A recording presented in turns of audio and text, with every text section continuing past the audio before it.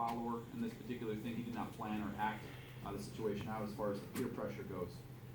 His family environment, which is one of the factors. It appears that he didn't have much of a father figure in his life, according to his jail calls, as well as his own statement from his mother, as well as he appears to have some crime in the family he was following in the footsteps of, which kind of leans both ways, Judge. He did have no prior felony record, and his juvenile convictions weren't of a violent nature. However, he was on juvenile supervision at the time of this offense for a drug court treatment violation, contacting the juvenile facility over there. He also was it was a curfew violation he was on drug court treatment for, which apparently didn't benefit the defendant at all, given the incident offense. The court heard his statement where he does admit to participating in armed robberies, or at least robberies of similar nature in the past during his interview. So clearly, in the people's opinion, this isn't the first time this defendant committed a robbery of this nature, probably the first time that he got caught. In fact, the defendant said that, and I think exactly, that it's in his blood to do this kind of activity, which I think leans towards the rehabilitative considerations that we look at in People versus Snow. Obviously, the people feel that this defendant can be reformed after a term of years, otherwise we wouldn't have asked for a term of years, Judge. But I think that sufficient sentence to protect society, to punitive punishment for this defendant for his actions of taking away a young 26-year-old male because he wanted to rob him, and I think 2 ounces of weed is what this defendant would have gotten, which street value, we're talking about $200. Killing a young man over $200, Judge, as well as the deterrent effect in society. Not to mention that while being young, while having those mitigating factors, this defendant took it upon himself to call witnesses in his own case and influence them not to come to court, which I think does take a level of maturity and planning, and does kind of go against the mitigating factors. That said, Judge, the people would ask for a 35 to 70-year sentence for this defendant. Am I not required by statute for it to be 60? Doesn't MCL 769.25A4C provide that the maximum term shall be 60 years? No, Judge. My reading of the statute is Look that... at MCL 769.25A4C. There's a conflict in statutes. MCL 769.2.259 says the maximum sentence shall be not less than 60 years. But MCL 769.25A4C provides that the maximum term shall be 60 years. Judge, and I am aware of the conflict. It's the people's opinion that the 60-year maximum applies to resentencings, whereas, so juvenile life will help that comes back on a resentencing.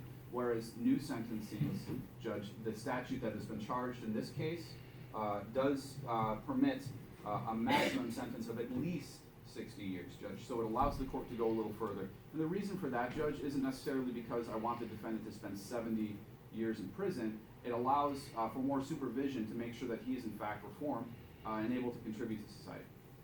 Okay. So you're asking for what? The sentence that people are asking is a 35-year to 70-year sentence in the Michigan Department of Corrections. Well, I think we got a little ahead of ourselves because we didn't address the sentencing guidelines. Are they accurate in school? Yes, Your Honor. Yes, Judge, and I would just add that the sentencing guidelines for the witness intimidation counts aren't scored. I have them calculated at 19 to 38. Yeah, I believe that's correct, Judge. All right. And are they subject to concurrent or consecutive? The only consecutive sentence would be the felony firearm, Your Honor. Okay. And what did you say again? You wanted what? 35 to 70.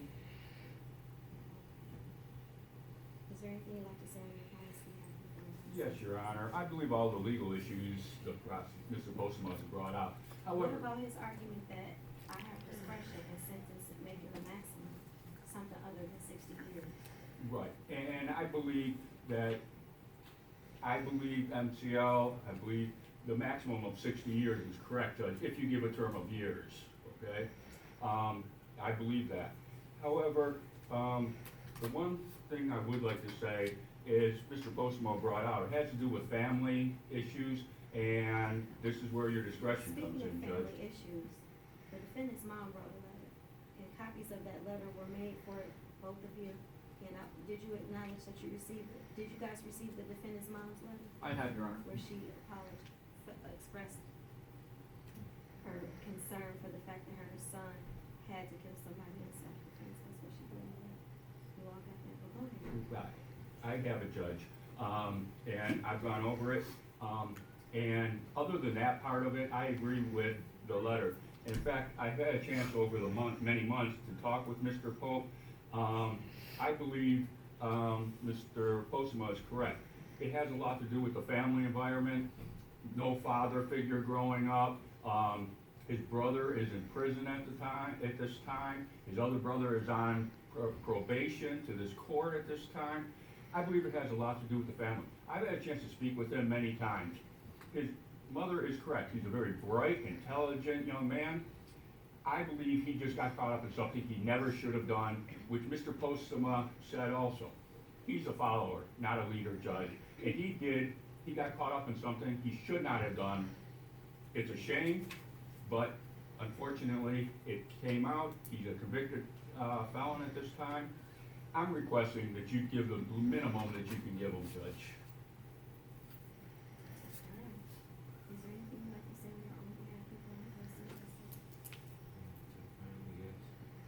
I take full responsibility of my actions. I didn't intend to go kill or rob anybody. There's some things I can't take back, and it's gonna take full responsibility. Alright. Well, you know, taking full responsibility is being honest with yourself about what you did. And to say, I don't believe that you went there with the intent to kill anybody, but I think you went there with the intent to rob someone, and that was clear from the evidence. And that's what you originally said to the police.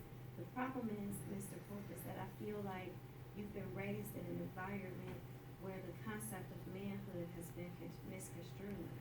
And that somehow you equated thugging, for lack of a better word, with that's what it meant to be a man.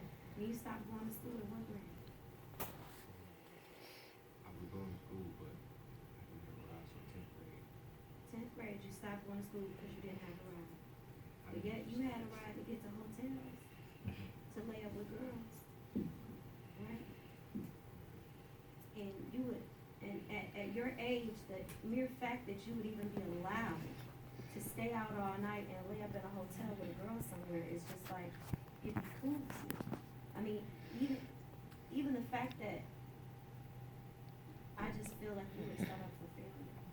And that you didn't have anybody in your life who loved you enough to show you that your life didn't have to be this way. And that somehow you thought that what you needed to do to be a man was make quick money, hustle, hit licks, and that's what you got caught up doing because it's all that you knew. It's all that you saw being demonstrated for you. Your older brothers did it, you're the youngest boy of these boys. How many siblings do you have? You have some sisters too, right? I read it, but I don't remember. How many siblings do you have? In all, 19 cities. 19? How many kids are your mom's kids? And how many were in the same house with you? And of those 3 that were in the same house, where do you fall in age? Right? The oldest. The 3rd oldest? I was in the house. And you have 2 little sisters? I have 1 little sister? I'm the second youngest. It's just sad that this is the example that was set for you. And you have, you know, you should be, your older brother should have been, you know, your older brother, your co-defendant reached out to your older brother first. You know, like, why do you even have a safe in your room at your age with a gun in it? I mean, who was running a house? You were set up for failure. You didn't have any of the things that you needed to be successful. It was almost as if your fate was written for you by other people. Because you were just mirroring the foolishness that you were around. But the sad part about it is that, you know, you followed in those footsteps and this is where you find yourself. Now, somebody somebody's life is gone, and your life is all but ruined. Because now you have to go to prison. And the person who got you into this, now he's the one that got you into this, and instead of accepting responsibility for what he did, for setting this all up, he's doing everything he can to malign your character and blame you to try to make you look bad, calling you a snitch, and doing all kinds of stuff to try to make the time that you're gonna have to do in prison because of what he set into motion to make your time harder for you, instead of accepting responsibility for what he did in all of this. Now, I mean, at your age, when you're making these decisions and you have these older people around you who are influencing you and they're doing this kind of stuff, and you see them making fast money and you think it's a way for you to make money, I mean, I'm not excusing your behavior because you always had choices, but I don't know what choices you really had, because I don't know what else you knew to do. And then for your mom to still be making excuses for your behavior and saying that she feels sorry that you had to kill somebody in self-defense, it's like, no, like, you don't act in self-defense when you're committing crime. The jury considered it, the jury rejected the whole notion that you were acting in self-defense. And quite frankly, I agree with the jury's decision in that regard. You guys were out there committing crimes. It was clearly in writing from the text messages and everything else that your co-defendant left a nice little paper trail behind of everything that he set up and everything he was trying to do. Within hours of this victim being killed, the defendant was trying to, your co-defendant, he could have cared less. He was off trying to sell the weed that he had just killed somebody for. Like that life didn't even matter.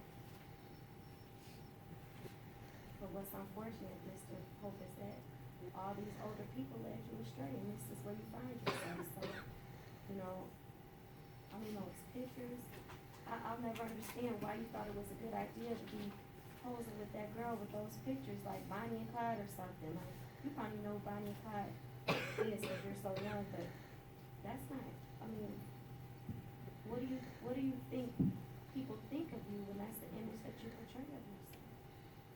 I'm thankful when I was your age, there was no social media.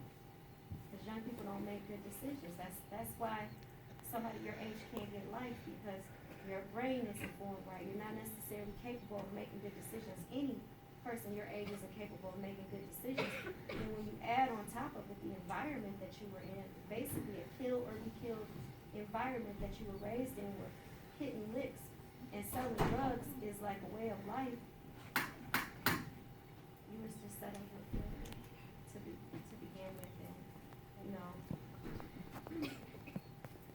I hope that you know that this decision that you made at such a young age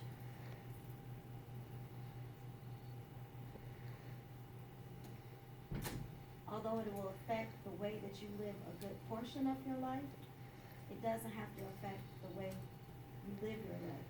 Just because you're going to go to prison, and you're going to go to prison for a very long time, it does not mean that you can't continue to expand your brain and learn. You can pick up a skill, you can learn a trade, if there are things that you enjoy.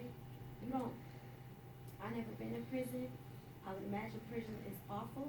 I would imagine going to prison at your age is going to be very hard for you. There might be times that you find yourself in a situation where you have to fight just to survive. There are going to be indignities that you'll have to face. I just resentenced someone who went to prison for murder and an armed robbery at your age. Back in 1976, the year I was born, he went to prison, and he just got out last week. And like, one of the things he got in trouble for was because he refused to bend over and spread his cheeks for the prison people to search his butt. Look, it's gonna be horrible in prison, but you have to still find a way to make the best of your time while you're in prison, because you have the possibility of being released someday. And your behavior while you're in prison will determine how soon you get out of prison and what you can do once you get out of prison. So today probably feels hopeless, but you have some hope, unlike your co-defendant who has no chance. I mean, I have no choice but I have to sentence him. You have a chance that you will one day be free And because of that, I hope that you will make the best of your time that you are in the Michigan Department of Corrections. And so I do not think, and I could be wrong, but I do not think that by law that I can give you a maximum term of higher than 60 years. And quite frankly, based upon your age and the facts and circumstances of this case, I don't think you deserve a maximum sentence that's more than 60 years. And it'll be the sentence of this court that you'll be sentenced to 33.5 years on the minimum, to 60 years on the maximum for the count of homicide, felony murder. Your sentence will be the same for the armed robbery conviction, which is also a life offense. You will have to serve 2 years, an additional 2 years for the, felony firearm offense. And for the 2 counts of witness bribing and intimidating, your sentence will be, 2 to 10 years that will run concurrent with the time that you're serving for the armed robbery and the murder. You have 42 days from today's date to appeal your conviction to a higher court. You will be entitled to automatic appellate review. If you are convicted by a jury trial, but what has to happen is if you want a lawyer to assist you with that, you have to notify us in writing in 42 days of today's date. You have, in terms of credit for the time that you've served, you have 185 days credit. You have to pay restitution in the amount of $11,580. That's joint and severally, so that means that's split between the 2 of you. You're gonna be in prison for a very long time. I don't know how you're supposed to pay $11,000 and $580 when you're in prison, but that's what the restitution is for the funeral expenses. You have to pay $408 in state cost of convict and successful amounts of $130, $1,300 in court costs, $400 in attorney's fees. Technically, all that money is due today. I know you don't have it because you've been in prison and in jail all this time, and you're 17 years old. I have to tell you that they will assess late fees, and they'll take money off your books, or your family puts money on your books to go towards this money that you owe. We'd like to use some of the prison. Thank you, Your Honor. Thank you, Your Honor. Here with the jury.